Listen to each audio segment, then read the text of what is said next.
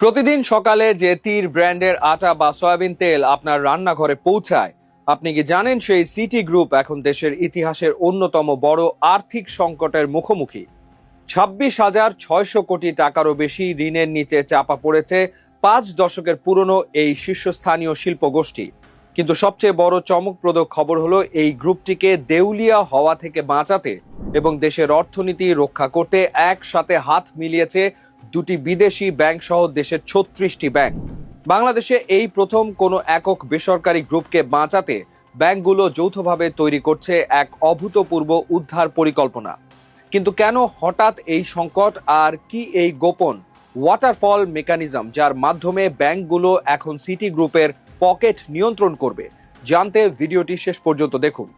City গ্রুপকে সচল রাখতে এবং ব্যাংকিং খাতে যেন এক ধাক্কায় বিশাল ধস না নামে, সেজন্য ব্যাংকগুলো ঋণ খেলাপি না করে এটি পুনর্গঠন করছে। তবে এবার ব্যাংকগুলো কোনো অন্ধের মতো বিশ্বাস করছে না। সিটি গ্রুপের পরিচালনা পর্ষদে বা বোর্ডে সরাসরি বসতে যাচ্ছেন ব্যাংকগুলোর প্রতিনিধিরা। ব্যবসাটি কিভাবে চলবে? এখানে ব্যবহার করা হচ্ছে বৈশ্বিক ঋণ পুনর্গঠন মডেল বা ওয়াটারফল মেকানিজম।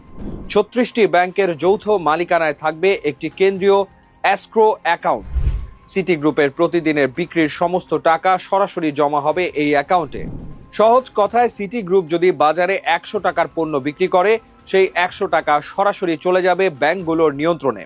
সেখান থেকে 80 টাকা সিটি গ্রুপকে দেওয়া হবে কাঁচামাল কেনা এবং ফ্যাক্টরি চালানোর চলতি মূলধন হিসেবে, আর বাকি 20 টাকা ব্যাংকগুলো কেটে রেখে দেবে তাদের বকেয়া ঋণ শোধের জন্য। একেই বলে ওয়াটারফল মেকানিজম। বার্ষিক 32,000 কোটি টাকা আয়ের এই বিশাল সাম্রাজ্য কেন হঠাৎ এই খাদের কিনারায় এসে দাঁড়ালো? এর পেছনে রয়েছে 4টি মূল কারণ। 1. নেতৃত্বে শূন্যতা ও ডলার সংকট। 2023 সালে সিটি গ্রুপের প্রতিষ্ঠাতা চেয়ারম্যান ফজলুর রহমানের মৃত্যুর পর গ্রুপটি কিছুটা অভিভাবকহীন হয়ে পড়ে। তার ওপর টাকার অবমূল্যায়ন এবং ডলারের দাম 85 থেকে 125 টাকা হওয়ায় গ্রুপটি প্রায় 2,500 কোটি টাকার শুধু বৈদেশিক মুদ্রার লোকসানি দিয়েছে। টাকার মান কমায় তাদের কাঁচামাল আমদানির ক্ষমতা এক ধাক্কায় 90 কোটি ডলার কমে গেছে। 5 অগাস্টের পর ব্যাংকের সমর্থন প্রত্যাহার।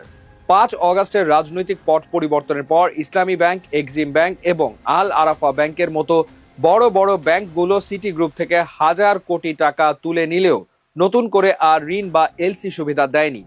অনেক আন্তর্জাতিক ব্যাংকও বাংলাদেশের কিছু ব্যাংকের এলসি গ্রহণ করতে অস্বীকৃতি জানায়। 14,000 কোটি টাকার অলস বিনিয়োগ ও গ্যাস সংকট। মুন্সিগঞ্জে সিটি গ্রুপের 6টি বিশাল শিল্প প্রজেক্ট সম্পূর্ণ প্রস্তুত হয়ে পড়ে আছে, কিন্তু বছরের পর বছর ধরে সরকার সেখানে গ্যাস সংযোগ দিচ্ছে না। অথচ এই প্রজেক্টগুলোর বিপরীতে নেওয়া ঋণের সুদ প্রতিদিন বাড়ছে। গ্যাস না পাওয়ায় এই প্রস্তুত কারখানাগুলোর পেছনে সিটি গ্রুপের প্রতিদিন গড়ে 5 কোটি টাকা লোকসান হচ্ছে। 4. বন্ড পাসে বিলম্ব ও নীতিগত পরিবর্তন। 1300 কোটি টাকার জিরো কুপন বন্ড পাশ করাতেই সরকারের লেগে গেছে 14 মাস। ততদিনে সুদের হার 10% থেকে বেড়ে 15% হয়ে গেছে। তার উপর ইকোনমিক জোনে ট্যাক্স হলিডের যে সুবিধা দেখে তারা বিনিয়োগ করেছিল, মাঝপথে নীতি পরিবর্তন করে চিনি, ভোজ্য তেল ও সিমেন্ট খাত থেকে সেই সুবিধা বাতিল করা হয়। ফলে বিদেশি বিনিয়োগকারীরাও এখন দেশ ছেড়ে চলে যেতে চাচ্ছেন। তাহলে এই সংকট থেকে বের হওয়ার উপায় কি?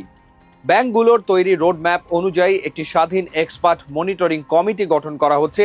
সিটি গ্রুপকে বাঁচাতে তাদের মূল ব্যবসার বাইরে থাকা সম্পদ, যেমন বিভিন্ন জমি, হাইটেক পার্ক এবং ইকোনমিক জোন প্রকল্পগুলো বিক্রি করে দেওয়া হবে। এই বিক্রি থেকে আসা টাকা সরাসরি ব্যাংকের ঋণ পরিশোধে ব্যবহার করা হবে। সিটি গ্রুপের বর্তমান এমডি মোহাম্মদ হাসান পরিষ্কার বলেছেন, শুধু ঋণ পুনর্গঠন করলেই হবে না, কারখানাগুলো চালু করতে হবে। কাঁচামাল আমদানির জন্য ব্যাংকগুলোকে চলতি মূলধন দিতে হবে এবং সরকারকে দ্রুত গ্যাস সরবরাহ করতে হবে। কারণ 25,000 কর্মীর এই প্রতিষ্ঠান যদি দেউলিয়া হয়ে যায়, তবে দেশের ব্যাংকিং খাত এবং আন্তর্জাতিক অঙ্গনে বাংলাদেশের সার্বভৌম অর্থনৈতিক সুনামে এক বিরাট ধস নামবে। বাংলাদেশের ইতিহাসে এর আগে কোনো বড় কর্পোরেট গ্রুপকে বাঁচাতে 36টি ব্যাংক এভাবে একসাথে ঝাঁপিয়ে পড়েনি। এই যৌথ এসক্রো মেকানিজম কি পারবে বাংলাদেশের অন্যতম শীর্ষ এই শিল্প গোষ্ঠীকে আবার তার পুরনো গৌরবে ফিরিয়ে আনতে? নাকি গ্যাস সংকট আর ব্যাংকগুলোর কঠোর শর্তের বেড়াজালে থমকে যাবে তীর মার্কার এই বিশাল সাম্রাজ্য? আপনার কি মনে হয়, ব্যাংকগুলোর এই যৌথ উদ্যোগ কি প্রশংসনীয়, নাকি বড় গ্রুপগুলোকে এভাবে বিশেষ সুবিধা দেওয়া অন্য সাধারণ ব্যবসায়ীদের প্রতি অন্যায়? আপনার মতামত কমেন্টে অবশ্যই জানান।